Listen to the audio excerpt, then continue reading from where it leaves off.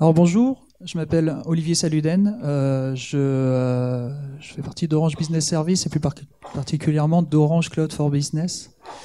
Et aujourd'hui, je vais vous expliquer comment, dans notre entité de Professional Services, on accompagne nos clients vers le DevOps.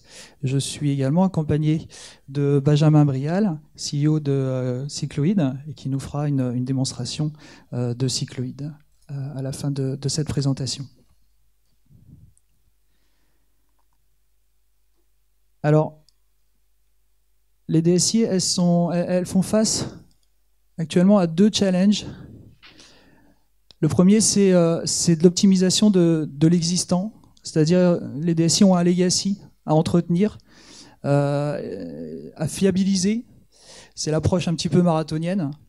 Et puis, elles ont aussi un autre challenge, c'est l'innovation. Et donc, pour l'innovation, eh bien, ils doivent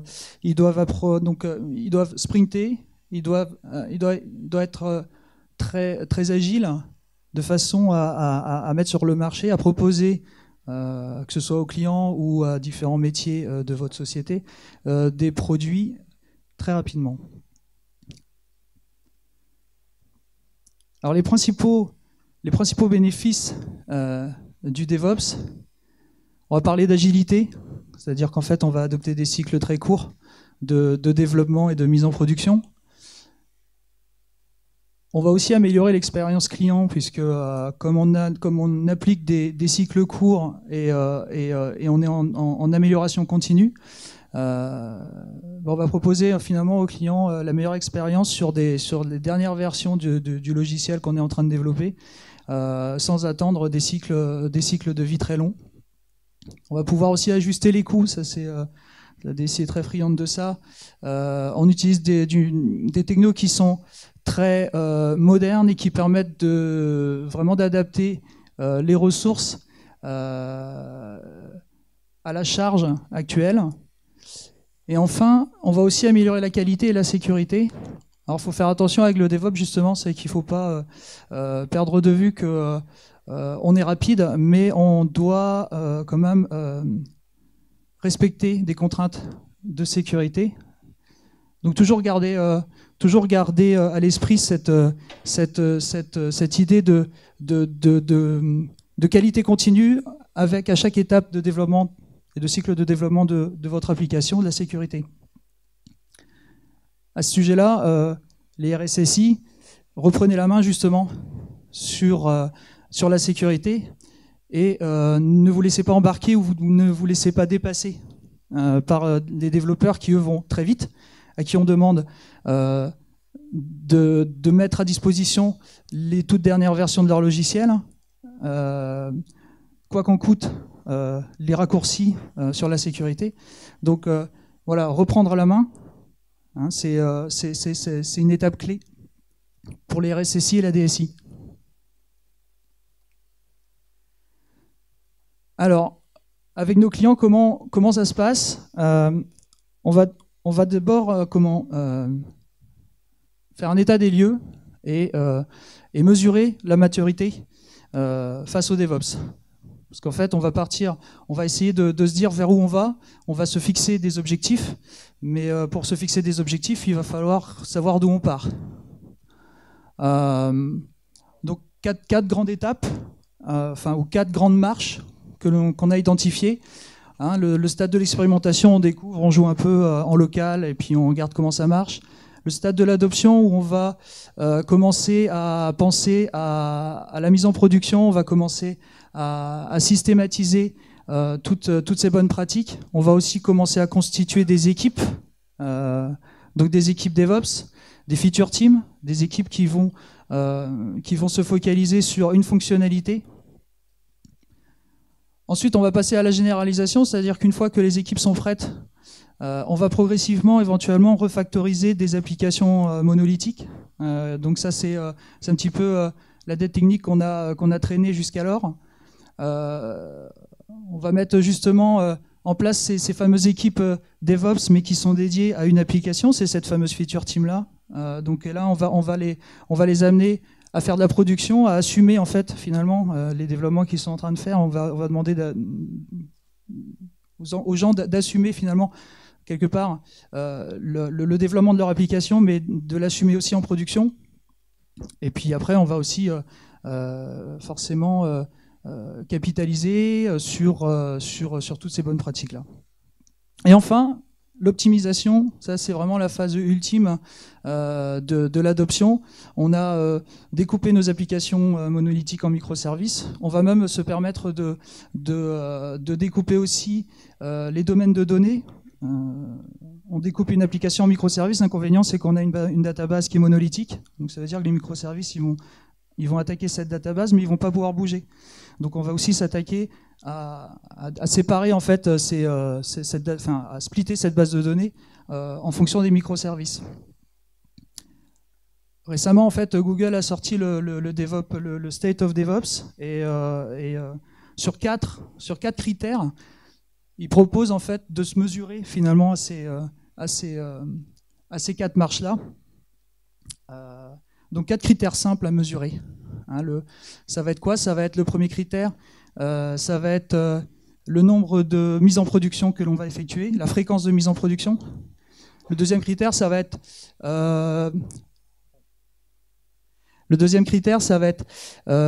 le temps nécessaire du code à la mise en production.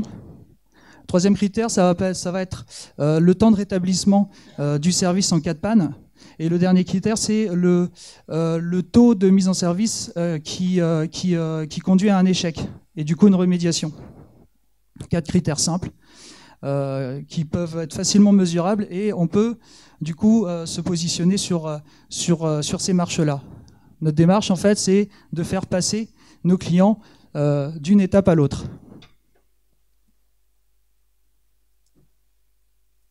Alors, un des enablers en fait, du DevOps, ça va être les cloud native applications. Le voyage vers les cloud native applications, donc c'est inspiré de la cloud native trail map de la CNCF. Donc ce sont des grands principes et finalement qu'on retrouve partout. On ne va pas forcément prendre toutes les étapes dans cet ordre-là, c'est-à-dire qu'au stade de l'expérimentation, on va rester cantonné à la conteneurisation, l'orchestration, déjà pour commencer à jouer un peu avec cette nouvelle techno. On va par exemple, quand on va se diriger vers la production progressivement, on va se dire, on va peut-être introduire du service mesh de façon à sécuriser les flux entre eux, à avoir un contrôle sur les flux qui sont induits entre microservices. On va rajouter de la sécurité, networking et policy. On va forcément utiliser un outil d'intégration continue et de déploiement continu pour orchestrer tout ça, pour aller du code justement à cette mise en production. On va aussi penser à l'observabilité, donc avec des outils de surveillance, de logging, style Elasticsearch, de monitoring, Prometheus par exemple. Et puis, on va aussi penser à la distribution du logiciel à travers des artefacts qui sont signés. Et puis, quand on utilise des conteneurs à travers d'un registre Docker. Donc, à chaque étape, on propose donc à nos clients finalement d'expérimenter et de choisir le meilleur outillage avec lequel ils se sentiront à l'aise et surtout qui correspondront à leurs besoins.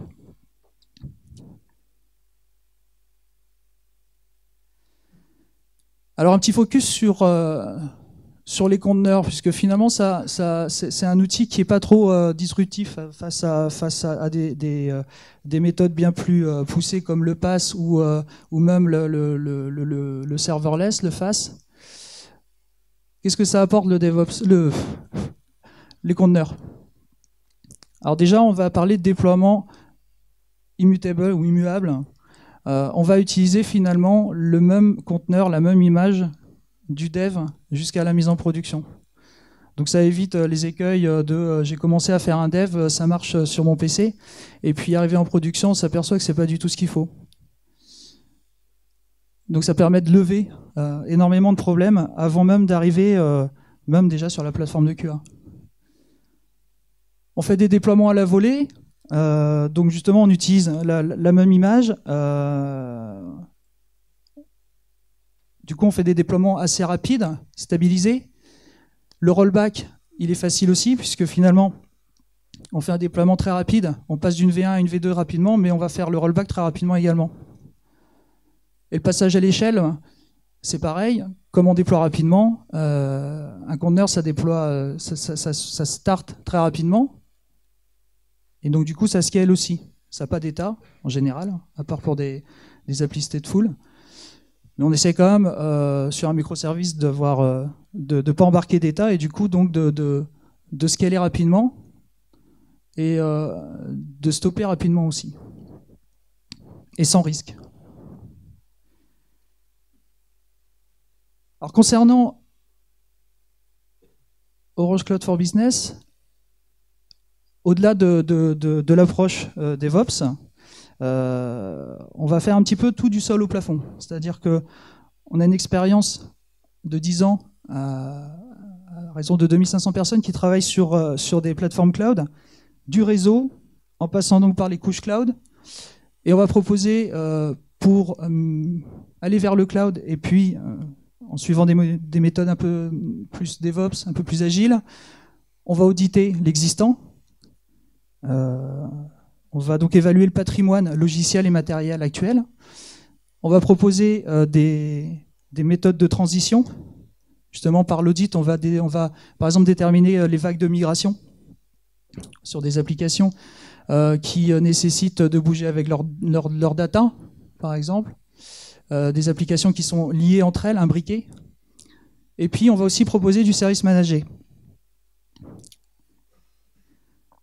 Donc voilà, des services managés, on s'engage sur des services, sur des middleware, sur des databases qui seront managés sur différentes plateformes cloud, de la WS, de l'Azure, du Flexible Engine, qui est le cloud public d'Orange, du Google Cloud, et donc à travers un portail de gestion unifié. Donc pour avoir une expérience client identique sur la majorité des clouds que l'on sait provisionner. Et pour faire tout ça, on a dû aussi, nous, se transformer chez Orange Cloud for Business. On fait tout as code, c'est-à-dire que en fait, tout est provisionné grâce à du code, tout est versionné. Donc l'idée, c'est de plus lancer des commandes manuellement. Donc on va gérer des pipelines, on va se comporter finalement au niveau Ops comme des développeurs, on va utiliser un outillage commun. On va aussi réduire les temps de déploiement du coup, puisqu'on aura déjà des pipelines sur étagère. On va standardiser l'outillage. Et puis donc on va être capable aussi de faire des déploiements, que ce soit sur l'infra as a service ou du cas du container as a service, par exemple, sur des services de Kubernetes managés des différents cloud providers. Donc on est opérateur de service, on n'est pas éditeur, mais par contre on va se comporter comme finalement un éditeur logiciel, puisqu'on va, nous, en interne, au sein de nos équipes opérationnelles, se comporter comme tel finalement. Au niveau de l'outillage, un aperçu de l'écosystème. Chez les professionnels services, en fait, on ne s'arrête pas simplement à un outil. C'est-à-dire qu'on va s'adapter à ce que le client utilise. Typiquement, si un client utilise CircleCI pour son intégration continue avec un GitHub, on ne va pas le pousser à refaire la roue. Et donc, du coup, on va l'accompagner. On va l'accompagner dans le choix des outils. Malgré tout, en fait, on s'est associé à Cycloid, donc qui au sein de nos équipes opérationnelles propose un outil qui va justement nous permettre d'adresser toutes ces problématiques d'infra as code, d'automatisation et de pipeline. Et donc pour ce faire, en fait, je vais inviter Benjamin de Cycloid qui va nous proposer une démonstration sur son outil Cycloid.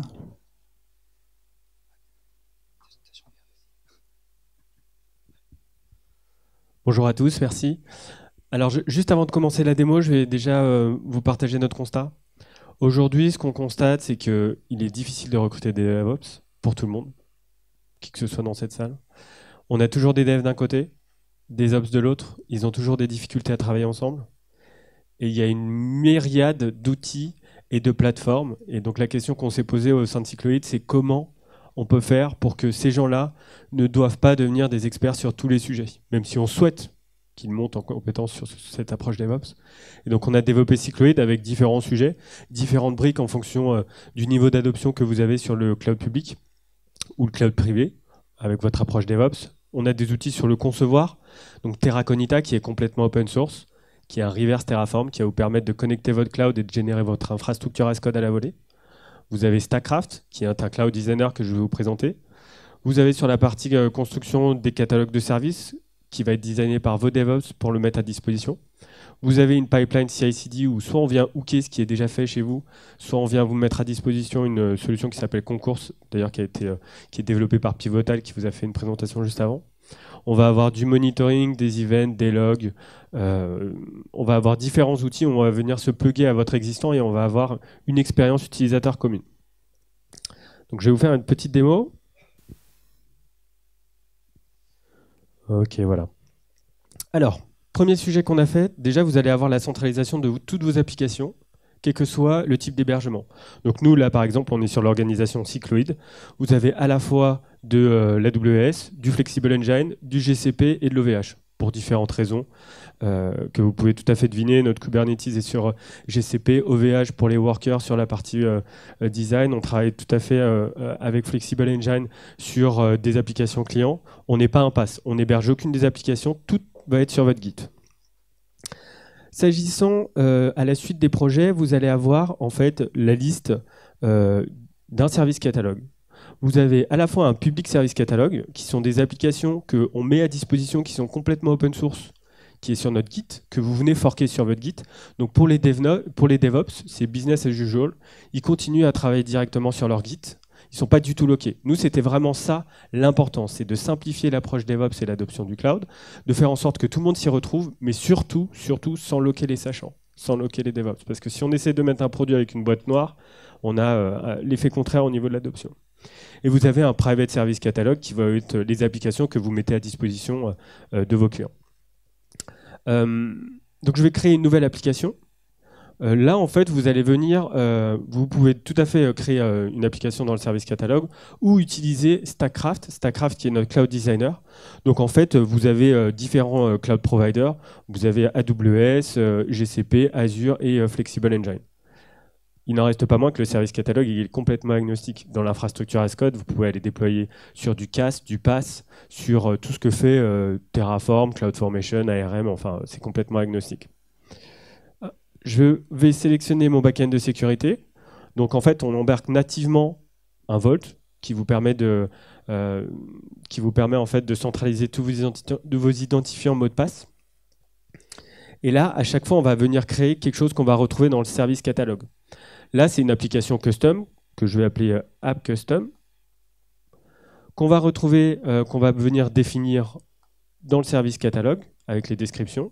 On sélectionne le repository où on vient le déployer. Les éléments, les tags qui sont un élément important au niveau du cloud public. Et là, on va venir créer tout sur votre Git, donc pas sur le nôtre. Hein. On pense qu'il est très important que nos clients maîtrisent l'intégralité de l'automatisation. Donc nous, de notre côté, en fait, si demain vous débranchez Cycloïd, il n'y a aucun locking, on n'embarque nativement que de l'open source.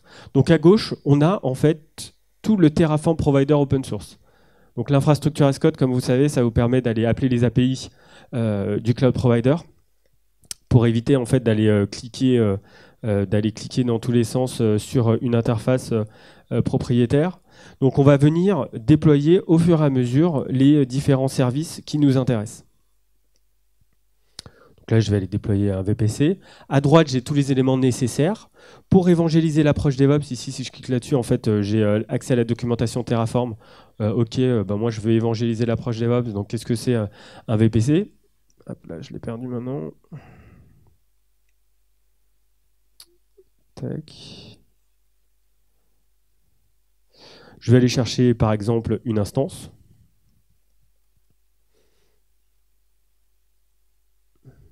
Que je vais nommer front.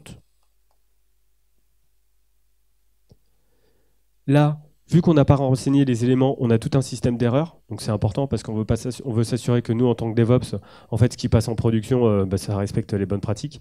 Donc je ne vais pas remplir tous les champs parce que c'est pas l'objectif de la présentation. C'est juste pour vous montrer un peu les différents sujets.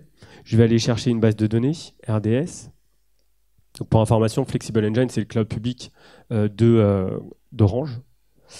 Et derrière, en fait, je vais aller créer les security groups. Tac. Donc là, je viens sélectionner les security groups que je veux créer.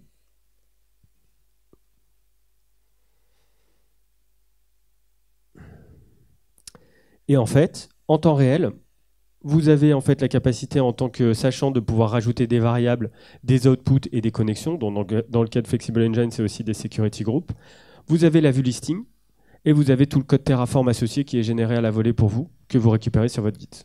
Résultat, on a le meilleur des deux mondes. On a la gouvernance pour les DevOps. Ce qui est déployé là, c'est state of the art, c'est dernière version de Terraform. On a le reverse engineering avec Terraconita. Vous connectez votre cloud, ça vous génère votre Terraform à la volée s'il y a des choses à la main qui ont été faites. Et pour les end-users, ça leur permet d'avoir de la flexibilité. S'ensuit, une fois que le projet a été déployé, je vais aller générer en fait automatiquement à la volée une pipeline d'intégration et de déploiement continu. Donc sortie de votre guide jusqu'à la prod, nous on embarque nativement Concours, ce qui est open source, mais on peut aller tout à fait hooker votre Jenkins ou autre, qui va venir en fait scroller tout ce que vous avez fait en termes de pipeline et les remonter systématiquement dans Cycloid pour avoir une vue centralisée.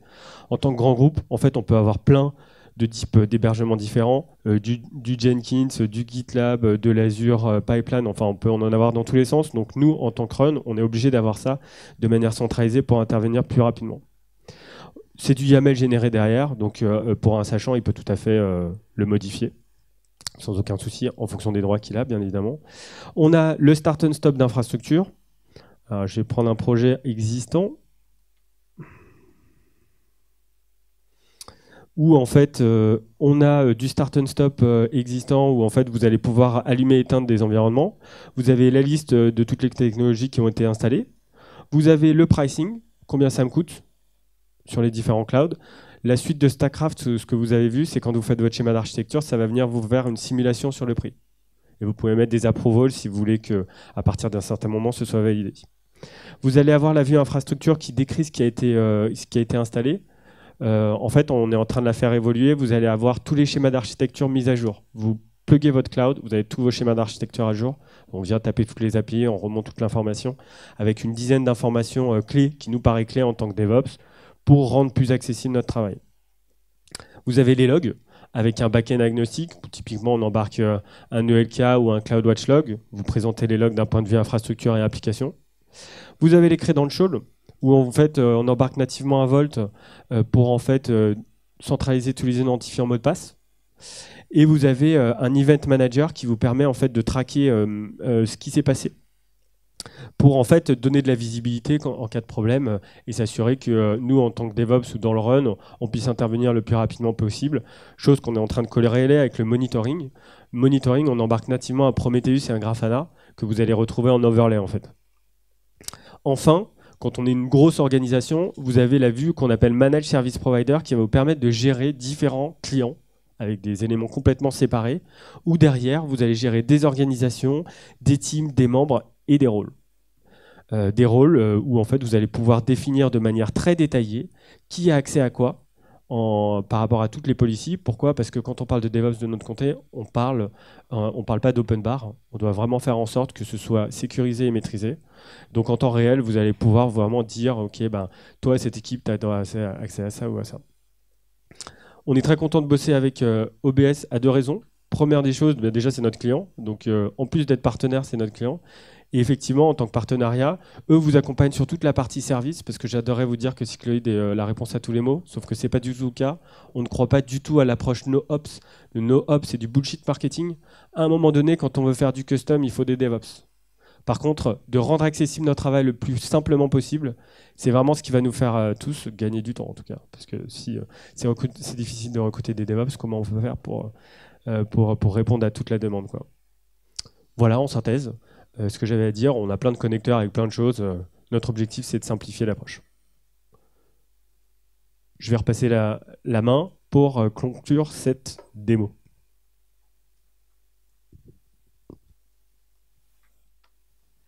Merci Benjamin.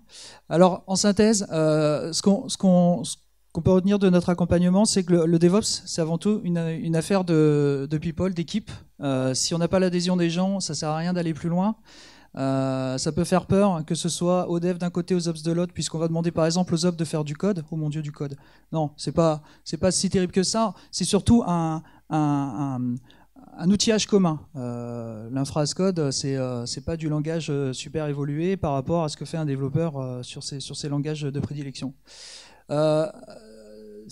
De l'agilité. Alors l'agilité à tous les niveaux, les cycles de vie sont courts et du coup on se permet de faire des déploiements et des mises en production très souvent, plusieurs fois par mois, par semaine, voire par jour. L'outillage, donc Benjamin vient de vous présenter Cycloïd, pas de DevOps sans outils ni automatisation. Ça ne veut pas dire effectivement, comme l'a dit Benjamin, que c'est du NoOps, c'est simplement que on va pouvoir mettre l'outil au profit de la stabilité et de la fiabilité.